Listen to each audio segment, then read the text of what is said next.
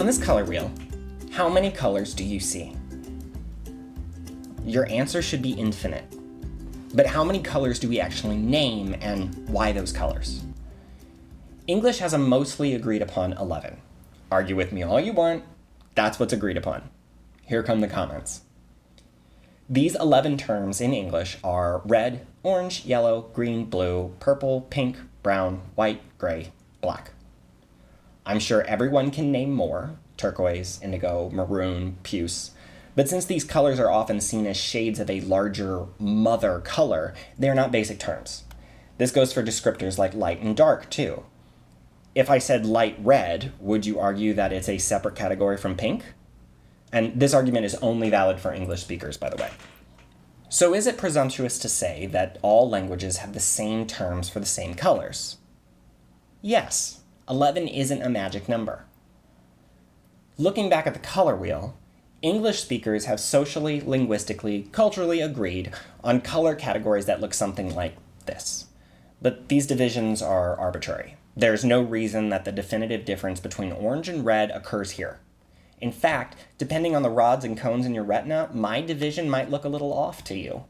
There is no reason why you would say this is a shade of green or this is a shade of yellow, other than the fact that your language restricts you to those categories. You could compare only these colors and say one is greener than the other, but couldn't you also say they're both shades of green? We don't have words to differentiate between these shades, so we compare them to those that we do, in this case green and yellow. In Russian, and I believe Italian, there are two separate terms for what English speakers would call light blue and dark blue. In one study, Russian speakers were much faster than English speakers at separating light and dark shades of blue. Their minds are trained to do it. But another study found when Russian speakers, who lived in an English-speaking world or who were using English more than their first language, the ability to differentiate weakened. Their language and consequently their minds didn't categorize the colors as different because the dominant language in their life didn't have words to separate them. While the world dictates what words we need to communicate, we're unaware of how our language can put restrictions on our perceptions of the world. This is a big idea. It's the Sapir-Whorf hypothesis, one that I touched on in my last video and one I hope to talk about in the future. But let's stick with color for now. In creating a conlang, how do you decide what color words speakers use or even need? Or what colors speakers perceive? Do they have more or fewer terms than your own language? The ideas posited in Berlin and Kay's basic color terms, their universality and evolution from 1969, are common in a linguistics classroom. They present a progression that languages go through in adopting or developing new words for color. Starting with a distinction between just light and dark colors, red is the first to be given its own category, theoretically because of the importance of blood. Terms follow for green and or yellow, then blue, and so on. So in the Iliad, when Homer uses the phrase wine-dark or wine-faced to describe oxen or the sea, yes, he uses the same color for cows and water. I don't know either.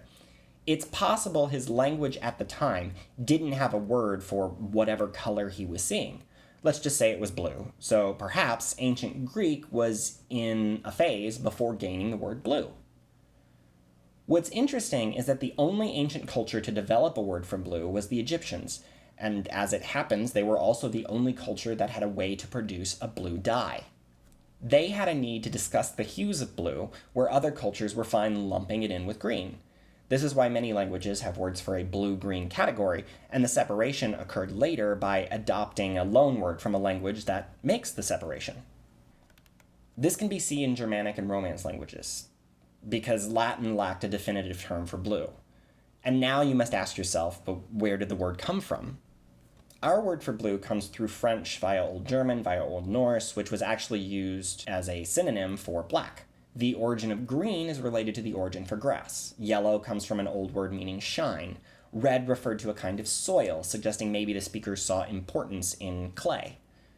So the divisions of color categories aren't arbitrary, and their names aren't either. I'd love to hear from you in the comments about some interesting ideas on the perceptions or other ideas in your language or conlangs that don't appear in another. Or do you have any interesting ideas on how you could split up the colors for a possible conlang? Thanks for subscribing, everybody, and for liking. My numbers are going up, and it's really making me happy. And I hope to see you next time. Bye.